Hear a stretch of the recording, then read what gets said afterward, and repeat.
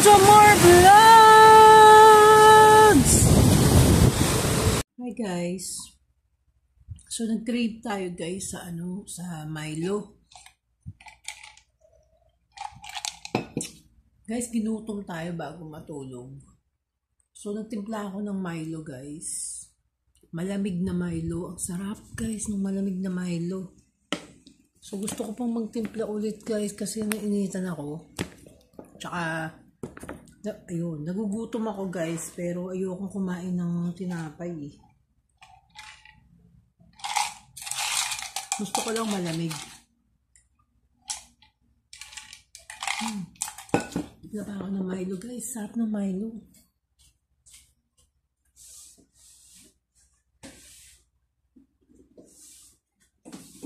So ito yung Milo natin guys, ito yung Milo natin guys.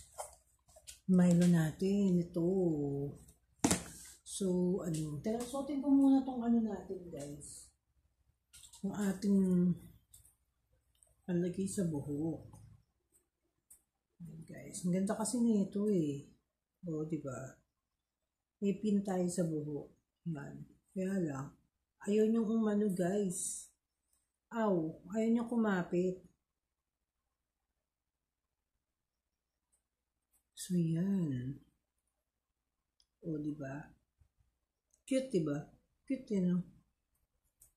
So, yan, guys. Titimpla muna tayo ng Milo. Sarap. Bago matulog, guys. Ang hirap. Kaninang natin ang gunting. Dito lang pala yung gunting ko. Kinakagat ko pa. So, yan. Dito tayo ng Milo.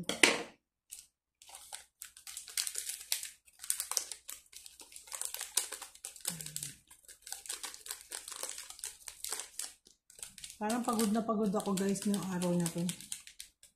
Kasi ang init. Grabe guys. Sobra yung init, no? Sobra yung init. Kanina. Pero nasa labas kami kanina. Kumain kami sa Daps kanina guys.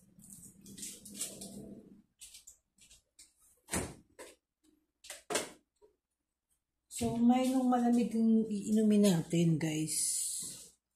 So, ito nilalagyan na natin ng tubig, guys. Konting tubig lang para, konti lang tubig, guys, ito. Ayan, guys. Gusto nyo ba? Makita no? Ayan, guys, yung Milo. Taob ko na.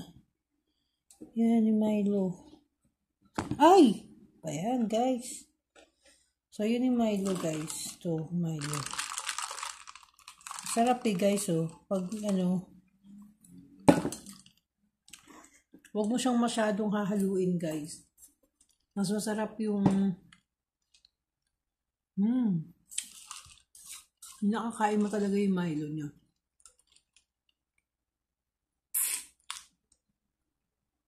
Sarap.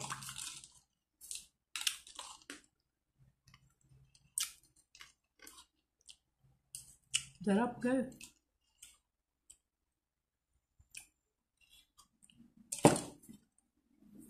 Sarap.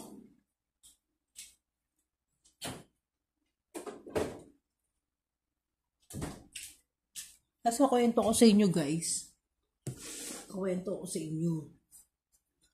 Nagluto ako kahapon guys. Nagluto ako ng ulam. Tapos, yung kapitbahay namin nagbigay guys ng langka. Ginataang langka guys. Hindi naman siya masyadong magata. Pero ang sarap. Medyo masarap naman din. Kahit simple lang guys yung luto. Hindi siya maalat. Tapos guys, nung nagbigay nun, yung neighbor ko dito sa harapan.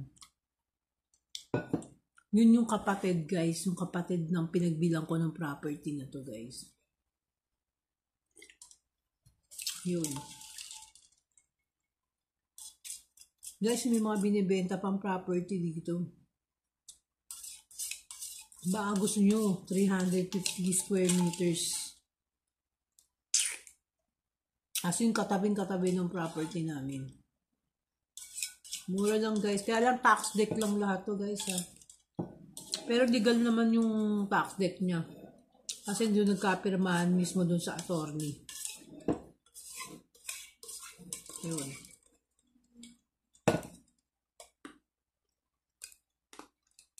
Mura lang yung lot guys, 350 square meters sa 450,000 lang.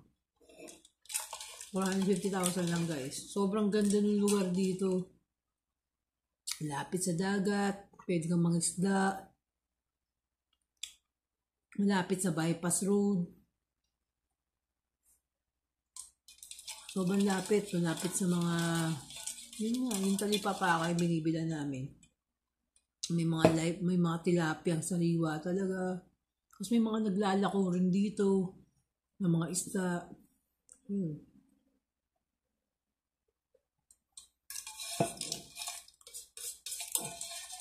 Sarap.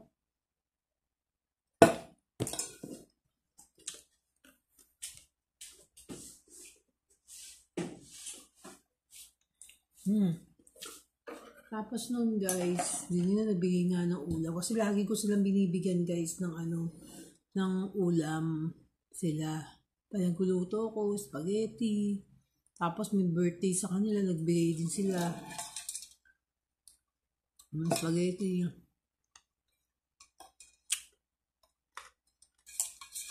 Guys, malapit na ata piyesta dito kasi naglalagay sila dun sa mga kanto-kanto ng bahay ng mga iba-ibang kulay ng mga plug. Hindi piyesta na ata dito guys, di ko alam, hindi ko kailan.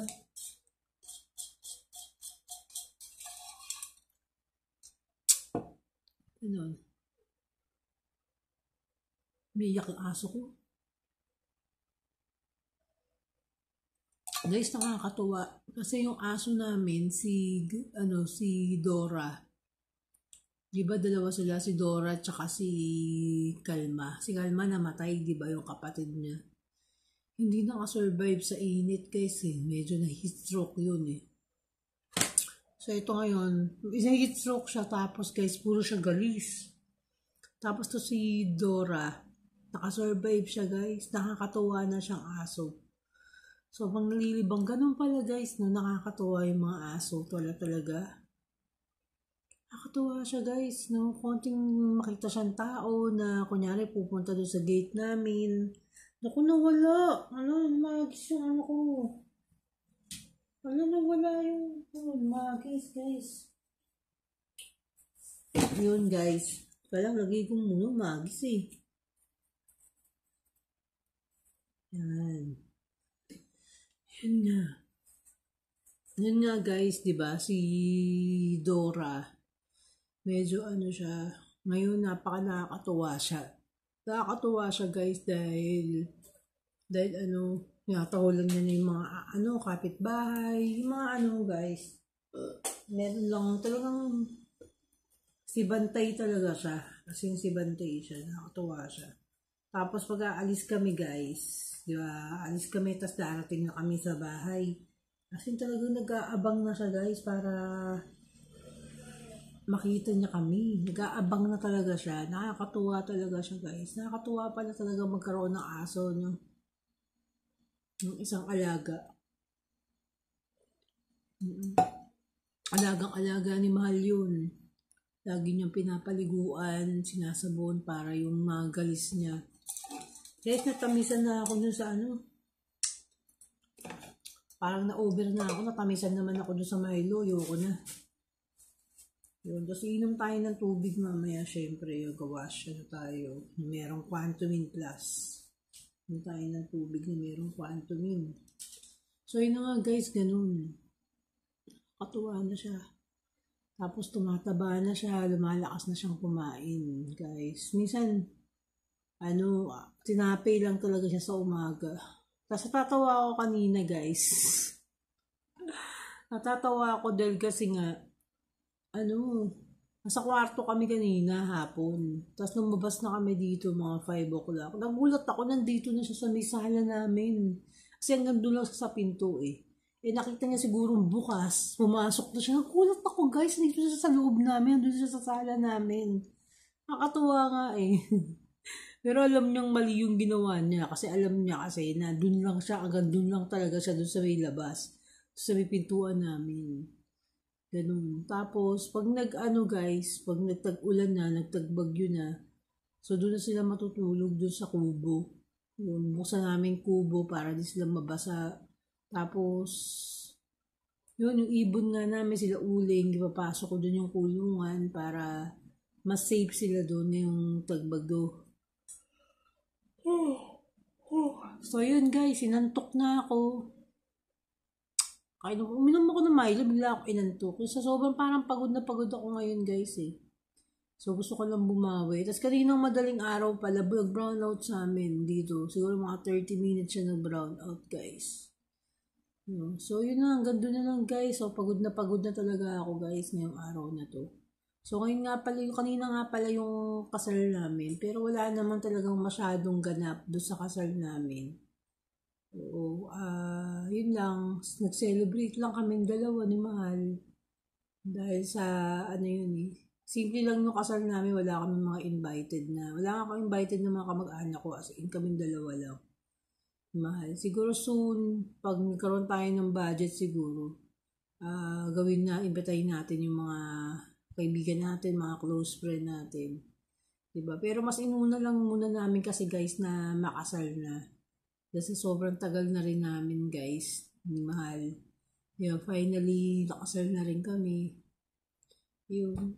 Wala na rin problema, as in kasal na kami. So, yun na. Nagawa na rin namin maging legal ng mag-asawa. Diba?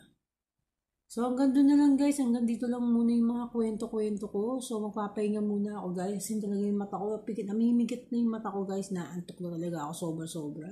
So, maraming salamat guys sa mga nanonood at lagi nagko-comment dito kay Amore Vlogs. Patay gutom! Babu!